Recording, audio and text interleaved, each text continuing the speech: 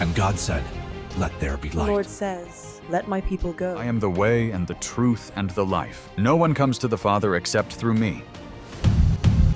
This is the Talkin' Bible podcast. Hey everyone, welcome back to another week of Talkin' Bible. And this week I'm sitting down with Leonie Schlosser. Hello Leonie, this is the first time this year. Yes, first time this year. And we are recording this in October, well, end of September for October 13. Correct. You haven't been here all year. No. Leonie walked in and said, "Oh, look at the studio." And I said, "Just look at this side of the studio. Don't look at the mess behind us over there." It's good to have you this week. Thank you. Oh, good. It's good to be here. Oh, it's great to have you. So we've got 2 weeks of episodes to try and cram in. And we're on a schedule, so we're going to just briefly touch on one point kind of thing at each episode. So kick us off, Leonie. We're starting with a well-known story, the Good Samaritan today. The Good Samaritan, yes. This is one of my favourite stories, being that somebody sacrificed themselves who wasn't actually a Jew. So I'll start off with, it says, "Who is your neighbour?" So do you want me to read the verse first? Well, you can read. Let's not assume we have to read the whole passage, but because you can probably just rephrase it, otherwise it'll take too long. It's a pretty well-known passage. People can look it up. It's in, what is it in? It's Luke chapter 10, 29 to 37. Yeah, so the question is, who is my neighbour? Who is my neighbour? That's what Jesus is telling the parable. That's why he's telling the parable. So the parable roughly is about a Jewish man who falls and gets robbed.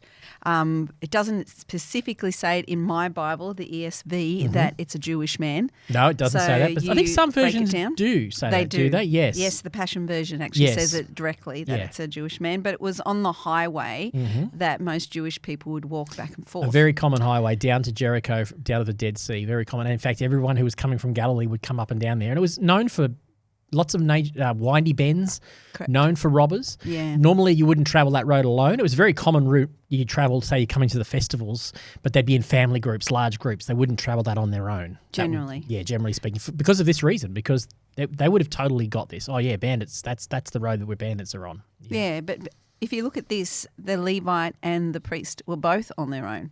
Yes, presumably so. They were on their own, yeah. And so was this Good Samaritan. Yeah. So it says, so I want to emphasise around who is your neighbour.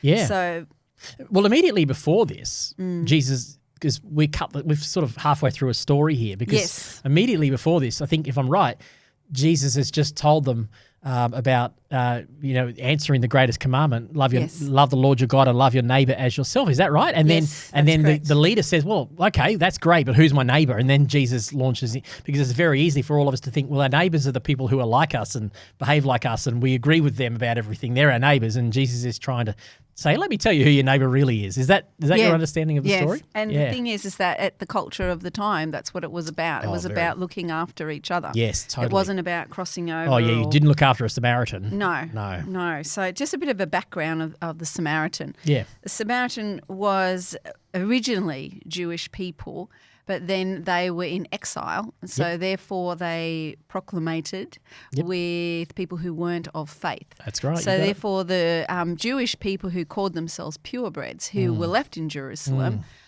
were very prejudiced towards these half-castes, as they called them, Jewish, which really, if you look at it, it really wasn't their fault that they were half-caste. No. They were exiled, and quite easily those Jews that were left in Jerusalem would have also been the same if they had been chosen to go out as well. Yeah. Almost true, but actually the opposite. So what I mean is, the ones that were the Samaritans were actually the Jews, a small bunch of Jewish people who were left behind when the Assyrians carried people into exile. They left the poor ones there, and then they imported some foreigners. But the purebred Jerusalem people were actually people who had been to exile in Babylon and then had come back. Right, so it's actually the reverse. But they were still pure. AI wasn't quite right on that.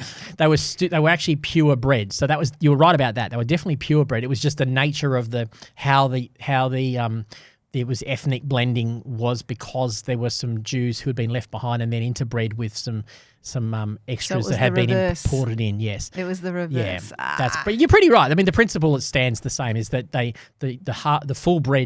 full-bred Jews looked down and shunned these, what they saw as half-caste ethnic Samaritans, yeah. Yeah, so they didn't deem them the same level as them. Didn't deem them as worthy of anything. They were seen as, not God's people. And they were treated pretty poorly by well, you the didn't Jewish talk people. to them. Jews No. didn't talk to them at all. No. No, that's right. No. So in relation to that, so I've put down here, love regardless of any boundaries or levels or walls humans put up. So really the Samaritans, the Jews, all that sort of stuff, that's just human walls. Yes, correct. That's just our prejudice towards Prejudice is a one good word. another. Whereas Jesus is stating, who is your neighbour? So, and God is a God of love, correct? Yep. So therefore, we need to love all people because all people are God's creation. You got it. Correct? Everyone's valued because we're all created in the image of God, Yeah. regardless of what our background is, what our socioeconomic background is, or ethnic background, or any other background. Yeah, or anything that's happened to us. Anything that's happened to us. We all are worthy of equal dignity because every human being is created in the image of God. Yes. Yeah, that's exactly it. And this Good Samaritan showed that to Totally. somebody who most likely would have treated him really poorly. Oh, 100%. And I think you've said it on a podcast once before, it would have been really hard for that Jewish person, and you'd said he most likely was unconscious. Yes, he was probably, I remember saying that now, he's probably unconscious, yeah. Because it would have been hard for him to even accept a Samaritan even touching him, let alone attending to his wounds and putting him on the donkey. And almost to the point where you'd almost go, no, I'd rather die than have you help me because I'll be shunned by my family, that kind of thing. And we do see that in some cultures today. People go, well, I can't accept that charity because my family won't accept me back and things like that. Yeah. This runs deep, doesn't it? It does. Yeah. And it runs even in the Western society. Totally. A friend of mine, she was just trying to help pay for someone's shopping because they didn't have the money. And she'd come up, she goes, I'll pay for it for you. And she goes, no, I won't accept it off a person like you. And the reason being is because she has tattoos. Oh, my goodness. Only because she has tattoos. Oh, my goodness. So this person was not going to accept help. And because she had made a preconceived idea of who this person was, and it was completely wrong, completely not true. Jesus would use an example like this. I mean, the thing is, in this story, is he's so... I'd say Jesus is quite inflammatory in his story because he makes the Samaritan into the hero. He actually he says, "Let me tell you, the one who really loved his neighbor here. Yeah, it wasn't even the Jew. It wasn't the religious guys. It was the Samaritan who's the hero who did the real thing that should have been done." Just a question for you. Yeah. You know how the Jews had laws that if they touched anything unclean, like death or anything like that, and they had to, like do, cleanse themselves and all that sort of stuff, and it was really inconvenient. Yes. Was there similar laws with the Samaritans? Did they have any sort of laws? Because considering they were Jews before. Yes, I don't know. I can't say categorically that the Samaritans would have had those laws, but I would imagine that the Samaritan laws were very, very similar because they were like they had their own worship of Yahweh, the same God. Yeah, they did. Remember Jesus talks to the Samaritan woman at the well. She said and she has says, her "I place worship of this worship." way," and that's right. But there was definitely some roots in the Abrahamic God worshiping Yahweh the way the Jews did. So there would have been some crossover, no doubt about it. What we don't understand in today's world is that syncretism was a very common thing in ancient culture. Syncretism was where they take a bit of this religion and a bit of that religion and they blend them together. Yep. We do see that perhaps in Hindus. They kind of do that a little bit. Well, they actually call that person a universal person. Almost a universal kind of mentality. Yeah, exactly. So it was very common in those ways. So they would have, and they didn't have access to written literature the way we do. So they would adapt a bit of this and a bit of that. But I would be fairly confident that the Samaritan would have been breaking laws, the same laws. That's what I'm thinking. Himself. I don't think I've ever thought about that. There's more of a sacrificial thing than we realise. Because a lot of people get, and Jesus clearly wants you to realise that the Pharisee and the Jew and the Jewish priest, the Levite and the priest, they were clearly out of line in what they did. But at the same time, they were obeying the law. Like they weren't allowed to do that. They weren't allowed to touch a dead person. No. And if they had have done that, they wouldn't be clean to do their job. Correct. So Jesus is upending that and going, hey, this is a law, but this law serves you, not the other way around. And there's a higher law of love your neighbour. There's a higher law of compassion. Yeah. And you're not guilty of breaking that law. In fact, you're guilty if you don't break the written law for the sake of compassion, I think is what Jesus is trying to say. Because like you said, the book beforehand was very strongly about about the law, love your neighbour Love as you your love neighbour as yourself. yourself. These are the highest commandments. Yes, that's right. So obviously the Pharisees and the people of the law did not follow the hierarchy No, of the commandments. they had got so bogged down in all 613 commandments that they missed the. What is it? You can't. I often say this. I always get it wrong around. You can't see the forest for the trees. But did not Moses have the 10 Commandments first, and then he had to do all those other laws in order for them to some degree, to get yes. on, to do this, to adjust, to elaborate on Yes. those 10 commandments. Yes. Yeah. So really, the 10 Commandments come first. Yes, and this is a good question that you make, because a lot of Christians go, well, we don't need to abide by the 10 Commandments. And to a certain extent, there's an element of truth in that. Yeah. However, the 10 Commandments encapsulate what it means to love God and love your neighbour. Yes. That's really what it is. Yes. So it's the spirit behind those commandments that God would have us obey. Correct. Yeah. And in fact, Jesus has just been asked that question. He said, actually, all 613 laws, they all say the same thing: love God and love your neighbour. That's They do. the ultimate purpose of these That's laws. what it's all about. Yep. How to have a relationship with God and how to relate well to his creation, his other created beings on this earth. Yeah. Yeah. So it's almost like they just missed it. Yes, they missed it. And I just put down here, if the Pharisee or the Levite touched the man, which is what we just touched on, they would have been unclean. But the same with probably the Samaritan. He would have been never unclean thought about too, that, but I reckon he because would have been he's unclean. wounded. Yep. So his sacrifice was actually beyond what we've even thought about. I've never thought about that, Leonie. So it's possible that he may have sacrificed himself from being able to go to temple. Because think about it. yeah. He left the man at the inn and then he went away. Yep. Possibility of cleanliness. Yes, maybe he went away because He had to cleanse himself. Wow, I like it. In order to go on with his duties, which he probably had. Yep. So yeah. Wow, I like that. I've never thought about that So before. he's actually going more to Jesus' thinking Yes. than what the people who are teaching the law Absolutely. are thinking. Yep. So that's probably why he's emphasising, even though this is a parable, Even though it's a parable, it's making a point. it's making a And point. I kind of love the one of my favourite lines in the whole story, actually, is when Jesus gets to the end, he says, so which of these do you think was actually a neighbour to the injured man? And it's got like that the guy who asked the question originally, who's my neighbour, he can't even bring himself to say, oh, the Samaritan. He goes, I suppose it was the one who had mercy on him. Like he can't even say the word Samaritan. That's how indoctrinated he is. Yeah, yeah. He just has to kind of water the whole thing down. But they've been brought up this They've way. been brought up that way. They've been And brought up we've this got to be aware of how we get indoctrinated into that too. Yes. Yeah. That's very true. And So then Jesus easy. says, go and do likewise. Go and do that. So easy to point the finger. Oh, it's so good. Yeah. I've just put down here, but Jesus gave his life for us, and we are called to lay down our lives to follow Jesus. The good same. Now, that is hard, particularly in the Western world, because we have so much. But the thing is that what is laying down your life? What does that look for everybody? Oh, yeah. Yeah. And it won't look the same for everybody. No. I can't compare my life with your life or anybody else's life, but I think that's a question that each of us needs to be really open and honest with before the Lord.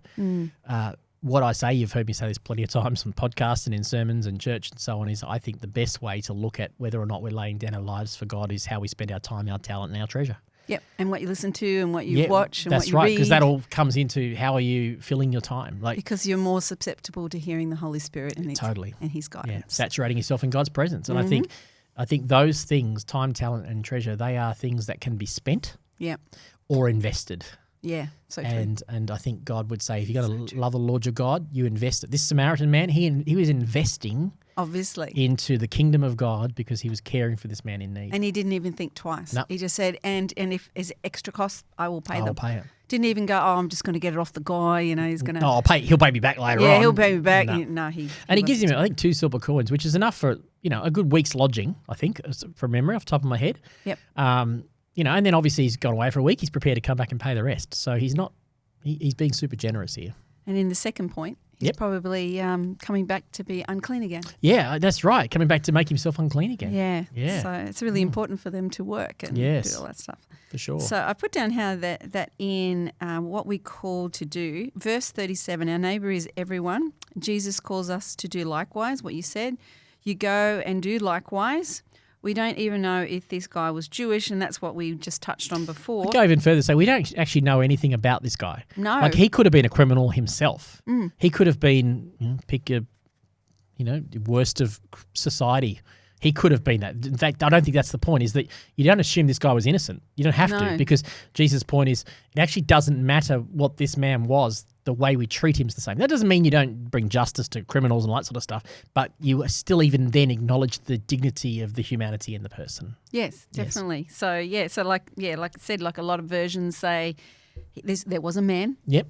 The only one that, I've seen a few translations where they say there once was a Jewish man, but generally it was on the road that the Jewish people took. So people make assumptions. That's the presumption that it was a Jewish man. That makes sense. That it was a Jewish man. So whether this was actually written down that it was actually a Jewish man, but like you said, there is no particular focus on. Yeah, I don't think that Jesus is making the point. The characters in the story are the Samaritan, the Levite, and the Pharisee, really, the priest, really.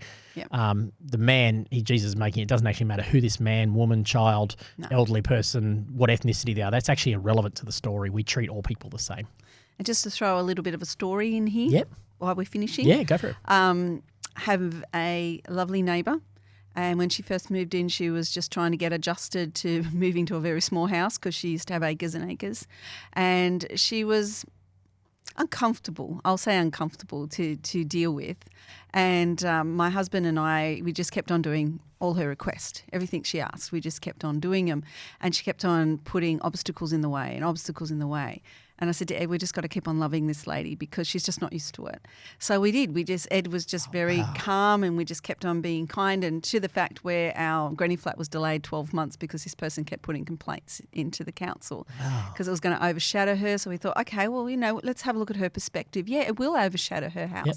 Okay, well, what can we do? What is your biggest concern? And she said, well, that they can look over the balcony and look into my privacy. And we went, oh, okay, all right, we can get that.